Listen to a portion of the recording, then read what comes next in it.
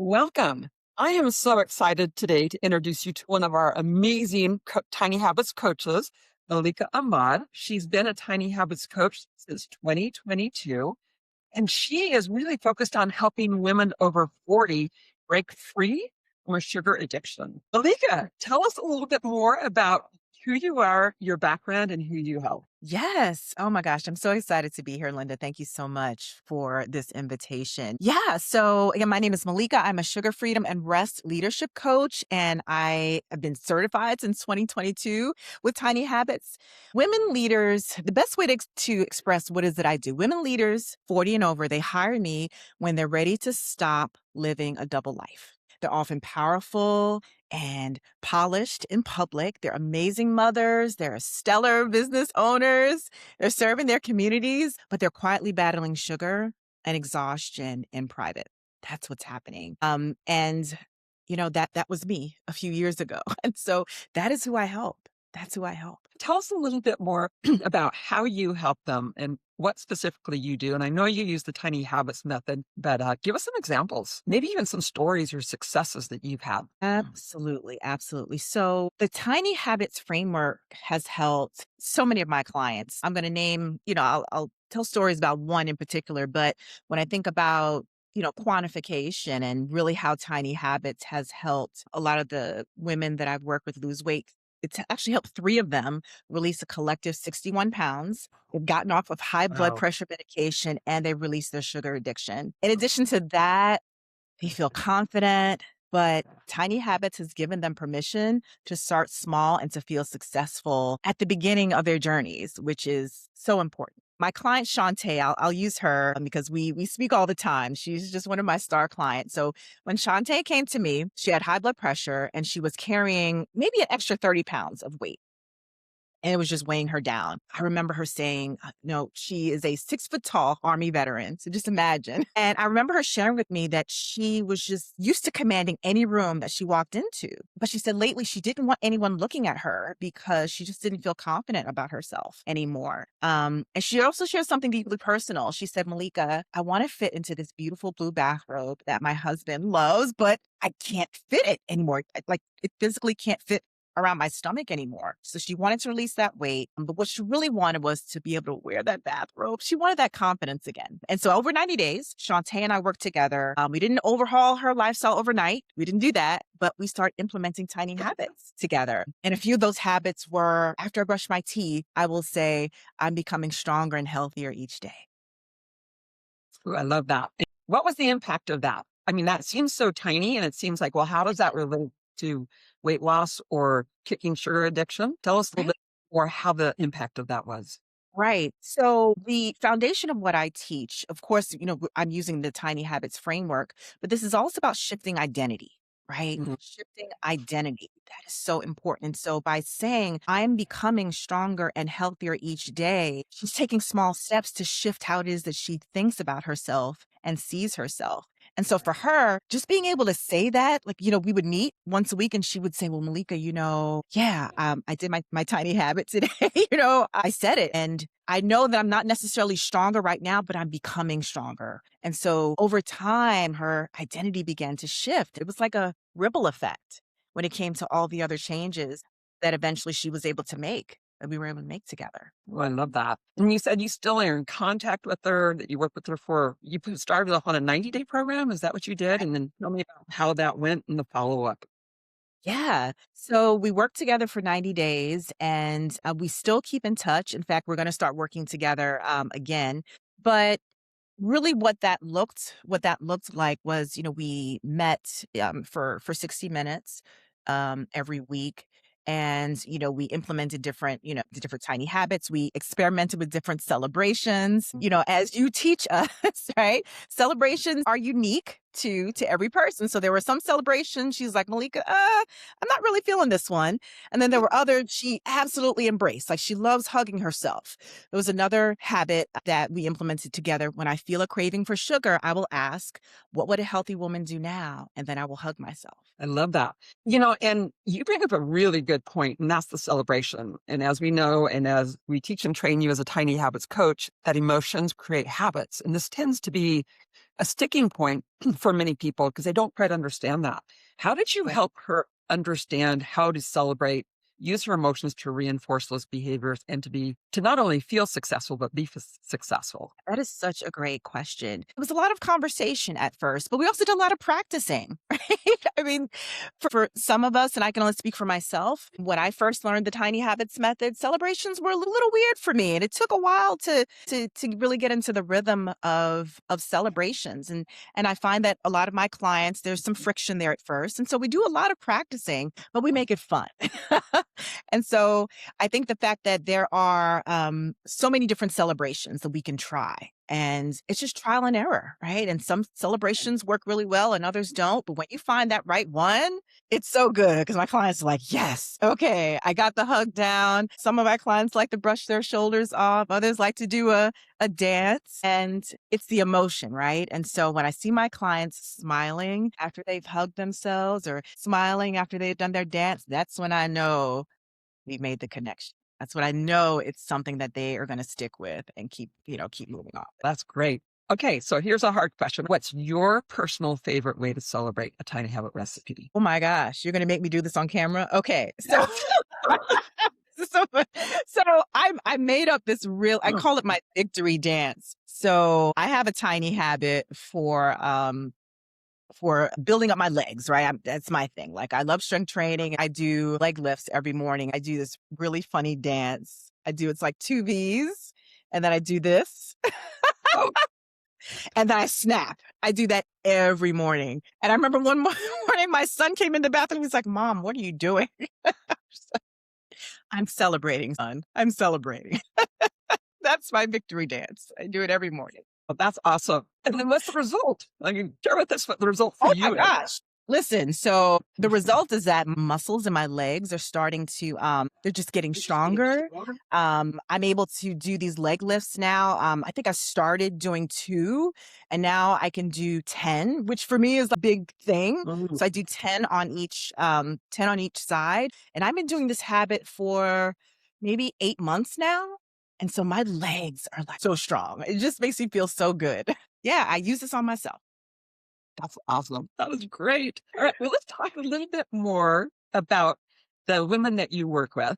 And Yeah. I so get how they get stuck, and especially when they feel like their lives are out of control behind the scenes and, how they get out of that tailspin. And I love the fact that you work with, sugar addictions. I know you shared with me that you struggled with the sugar addiction of eating those little gummy bears. I think we all get stuck with something that tends to Yeah. be our weak link. How'd you Yeah. kick that? And tell us a little bit more about your own personal experience. Absolutely. I'm my first client, right? And so I was many of my clients. I had a, 6-figure job in corporate America. On the outside, everything was, was polished, disciplined, but behind the scenes, I was tired and I was secretly struggling with sugar. So the Haribo gummy bears was one of the things that I struggled with. But also, I can joke about this now, but I would make like runs to Chick-fil-A at night twice a week for cookies and cream milkshakes. That was also a vice that I had. And it wasn't until my doctor broke the news at my annual physical, and this was maybe 7 years ago. And he said, Malika, you're 20 pounds overweight. Your HbA1c is off the charts and you're Mm, pre-diabetic. You got to do no something. good news. Yeah, I was like, man, okay. I left his office. I was shocked, but I was also a little ego bruised too. I also want to add, he wrote a prescription for weight loss pills at the appointment. And so I went home and, high achiever that I am, I started searching on, Google. I said, okay, well, we're going to figure this out. I'm going to choose one of these pills and this is going to do it. And as I started searching, reading the side effects, I'm like, man, I was like, this isn't it. I was like, it's not it for me, right? It just wasn't going to get to um, the root cause of what was really Mm. uh, causing my sugar addiction. And that diagnosis forced me to make a decision that changed everything about my health.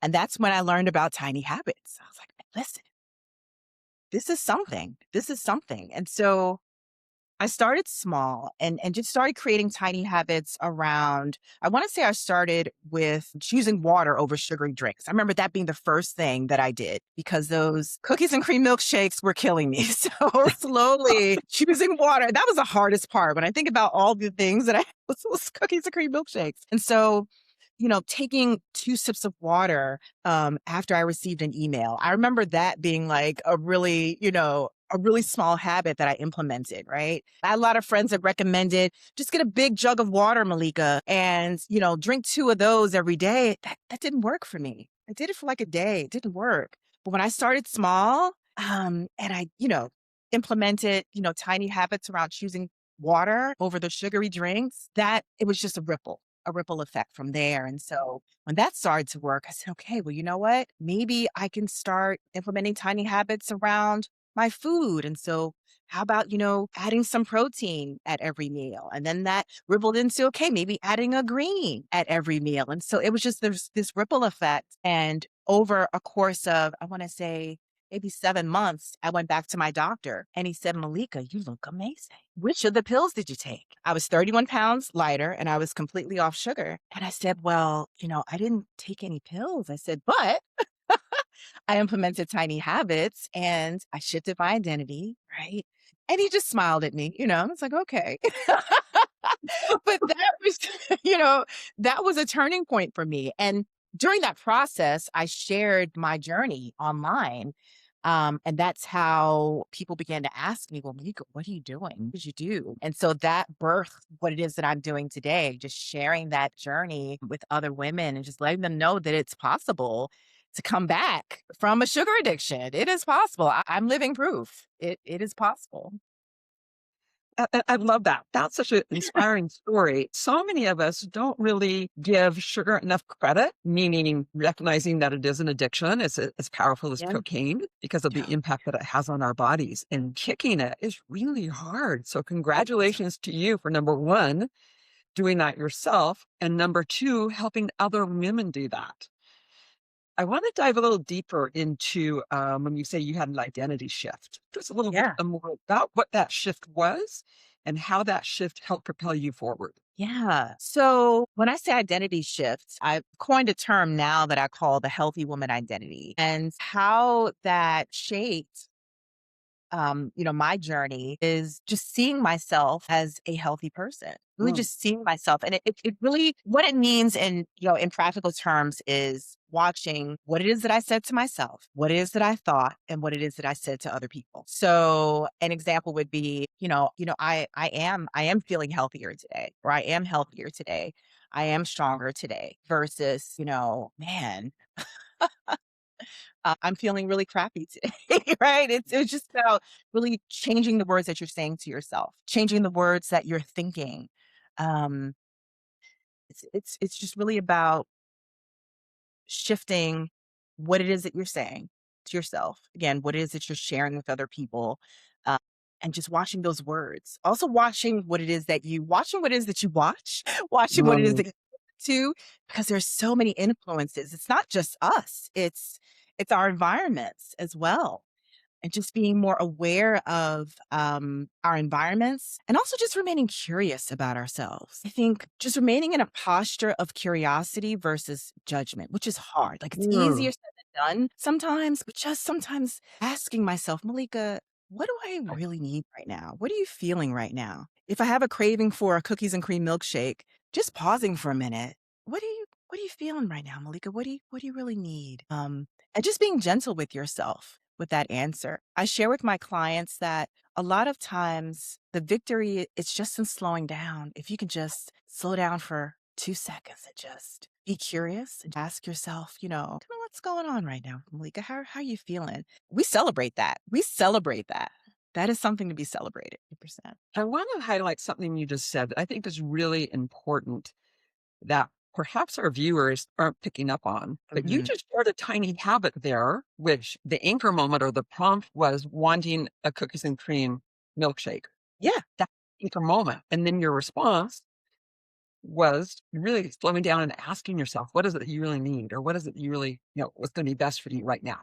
That's a tiny habit recipe Yes, it is. that, that is brilliant.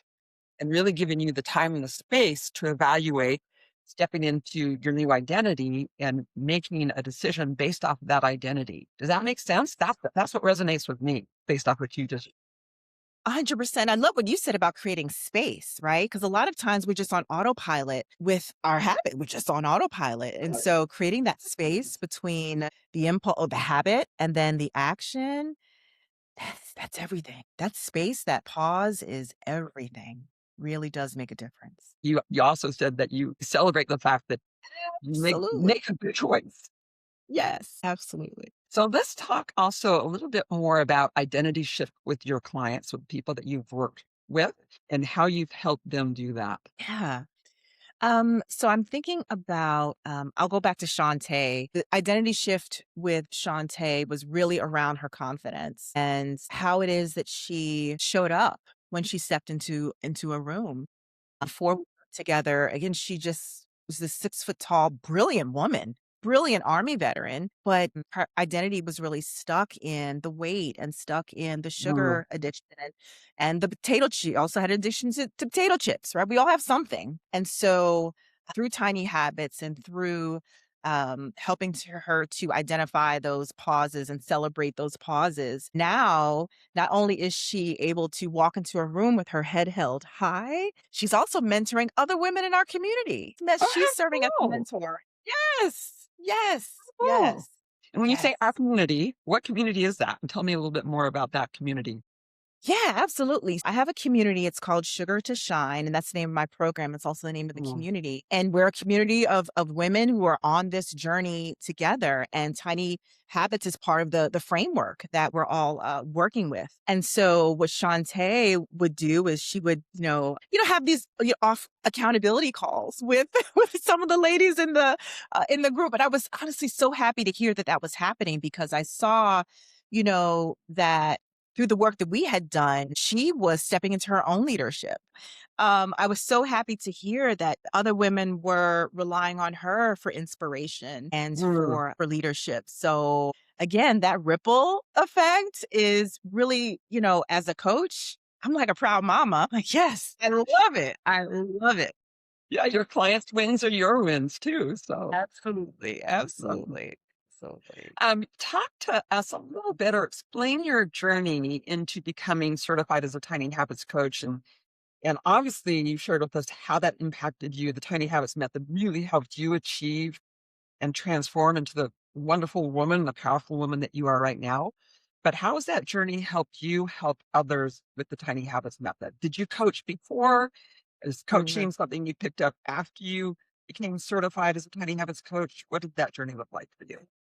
I was coaching before I became certified as a tiny habits coach, but the difference was that I didn't really have a framework. I was kind of winging it, and so I was winging it. And when I came through the certification, I had this really powerful, but also simple framework that helped myself and also my clients again to feel successful right away. That was so important, especially when it comes to weight loss. Um, there's just so much heaviness associated with that process, and the fact that I can get my clients to feel successful with these habits right away was something I didn't have before I became certified, so that was a huge difference. Right. Amazing. So as we're wrapping up here, um, Malika, I always love talking to you. You always bring so much wisdom and insight to our Tiny Habits coach community as well as to your clients. So we benefit from that. What are the biggest takeaways for you as a Tiny Habits coach? And that could be what you've learned from your clients that you can Mm. apply to your own life or what you have taught your clients that you've seen them progress through. What's your one or two biggest takeaways with your work? Oh gosh, that is such a good question. One of the biggest takeaways is, I think, around celebrations. Um, And I think about my own personal relationship with celebration before I became certified and my relationship with it now and how it's framed, how it is that I see change and how it's allowed me to give myself so much grace when things get Mm, difficult. I can transfer that to my clients as well. And so giving them the tools to give themselves grace during this process of change And to know that, yeah, you could feel successful right now, and we can celebrate that right now. And it feels good and it's fun, right? This doesn't have to be this terrible process. It can be fun to celebrate. Yeah, I would say that's one of the biggest takeaways is just embracing celebration and just giving ourselves grace. I love that. So, in parting, what's your worst wisdom that you'd share with everyone that you feel like if they applied or knew this one point would help them progress? That well, I would just say as far as the tiny habits method, it is just life. It is life changing. It is life. It's changed my life personally. It has changed the trajectory of not only my business, but of my family. Because what it is that I'm doing, I'm creating generational health, right? Generational Love health. that. I That's what love we're that. creating when we're doing this. So I know that my son, the way that he sees me, it's going to ripple effect to him and generations down the line. And I can say that with confidence for every single one of the women that I'm working with. We're creating generational health.